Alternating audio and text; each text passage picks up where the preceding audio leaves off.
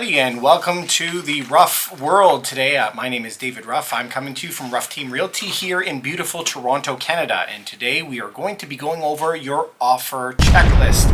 This is really important because a lot of people are looking for properties. They want to buy a property, and then everything seems to be thrown in front of them. They're kind of scared because all this homework has to happen just before an offer date. And that just happened to one of our clients today. And we're going to make this video to try to help you make smarter decisions when you're going to be buying and selling a property. What we did today is we just printed off one of the listings. This is just a typical listing that can be printed off for any property that you're going to look at, but we're going to be looking for specific clues inside of that listing that can help us dictate how we're going to make an offer so we can make a better offer, a stronger offer, and be more successful. So this is what an offer will look like. It'll also have the address up here. It'll have the owners, which we've had to blacken out, obviously. It'll give you your maintenance fees that are going to be here. It'll give you your taxes. And then there's going to be some clues below where it's going to be mentioning if you have to email your offer in, what the prices could be. And it mentions in here, just in the comments, that we have to have a deposit here within. It also will be telling us about the possession dates. The possession date is when they want you to take ownership of it. The property is vacant and they want you to take possession of it right away. So there are some big things that we're going to be looking at when we're going to be looking at a property that's going to dictate our behavior and how we're going to go about it. So whenever somebody is going to be selling their property, they are the owner of the property and they have some very specific game plans that they want, and you're going to have to follow along with it, especially in overheated markets. And that's why today we made a really cool list. On this really cool list, this is what we have here. This is your offer checklist, okay? This is our offer checklist that we're always going to be wanting to make sure that we're following. Number one, market analysis. Market analysis is not just looking at the comparables. We call them comps.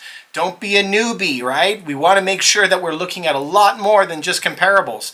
Remember that the people who are looking at comparables are looking in their rear view mirror, and the sellers are looking forward. So you have to figure out more than just comparables. We also need to be looking at trends, jobs in the area, income brackets, and specifically down to the neighborhoods. We need to be paying attention to those types of things. Possession dates. So remember, possession date is when we're looking at an offer.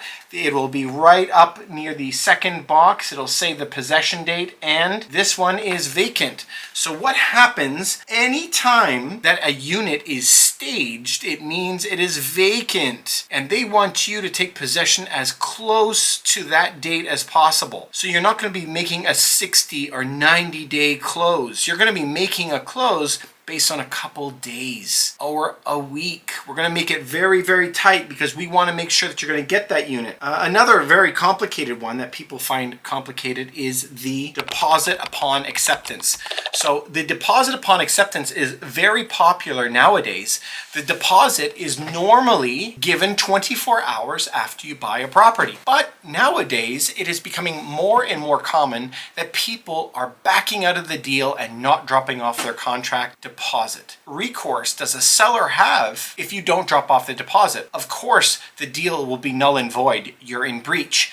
But they would or could go after you legally and sue you for any difference that they may lose. Let's take an example.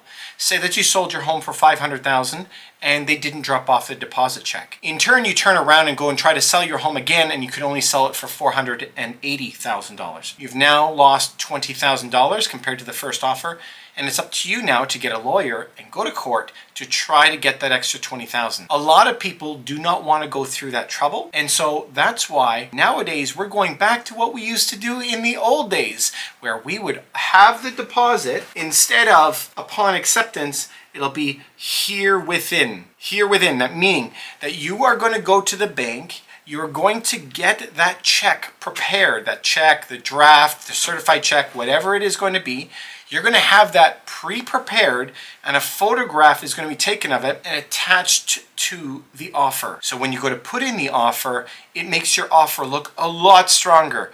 You're serious. You've talked to your bank, you've gotten the money, you have the money, and you're attaching it with the deal. That makes you stand out. But in some cases, they're going to ask for it right inside of the deal. And then that's what you're going to have to do, is you're going to have to make sure that you have that money with you. All right, the two big conditions.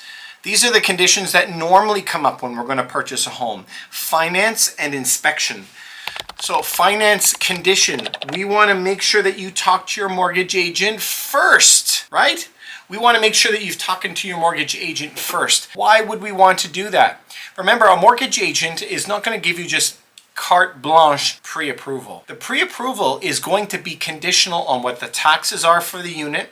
If the unit is falling within regular pricing points, that you haven't gone too high, a bank isn't going to lend you unlimited money on any unit. And they want to make sure that the condo fees are not too high. So they're going to look at your specific unit, make sure it's worth it, and plunk in their numbers for condo fees and taxes to make sure that you can afford it. If you can do so, then they're going to continue on with the deal, and you could be comfortable writing an offer that is not contingent on financing. Remember, when we're in competition, 10, 20, 30 different offers, you don't want to be putting in a conditional offer, complete waste of time. You're never going to get it accepted. All right, the second most common condition is inspection of status certificate. Now, how do you do that? You have your lawyer come and look at your status certificate. Sometimes it could be 5 pages long, sometimes it could be 300 pages long, and it really, really depends. So a lawyer can review this. A lawyer can generally review it for like a couple $100, and they're going to make sure that everything is looking good inside of the unit. What are they generally looking for? They're looking for that the property is well maintained, all the things that are wrong with the building have been maintained continuously, that there's no litigation in the building, so nobody is suing the building and the building isn't suing somebody else. We're making sure that the individual tenant has kept up with his payments, and we're making sure that the reserve fund of the building is high enough to warrant an offer from us. Remember, you guys, I always tell you, always buy in an audited buildings. So you want your realtor and you want your lawyer to be auditing that building to make sure they're safeguarding your investment and saving you a lot of money. So when we're going to be taking this on a regular basis, we're going to be taking these deals, we're always going to be looking at the possession date when they want it. If the unit is vacant, we'll be able to see if the unit is staged anyway. And remember, the mortgage agent is always going to be making sure that they're looking at the total amount of taxes and the condo fees and add that into your numbers. We're also going to be making sure that if there's an auction date, which so many properties are, the dates of the auction date will be listed below. And we're also going to be making it a special point to see if they're asking for the money to be held within. Here within, do they want the check to be dropped off at the time of the offer or not? Nowadays with COVID, we're doing everything virtually, but the package has to be assembled and sent to them in advance. Remember, the offer date means that it's going to an auction essentially. So make sure that you have your team ready for you. You have your good realtor and your mortgage agent working with you to make sure your finance is good, and your mortgage agent and your lawyer will be auditing your building for you to make sure it's good and interviewing property management. That is how you're going to get a successful bid through, and you're going to do so by looking at the Ruff offer checklist. When we do this, we have our market analysis that we have to make sure we do. Remember, we're not just looking for comparables. We need to look at the possession date always. Make sure that if it's vacant, we're going to have a very close, very tight occupancy date. Make sure that you have your money ready. It's not going to be in stocks accounts. That takes 3 days to get it out of a stock account into cash. You need to make sure that you have cash available or a line of credit available to you. And we want to make an offer so that our finance and inspection clauses do not have to be included in the deal. What this requires is a little bit of work in advance for you in talking to your mortgage agent and talking to your lawyer and sorting out all those fine details before you put in an offer. Follow these rules, you'll make a lot more money and have a lot less headache.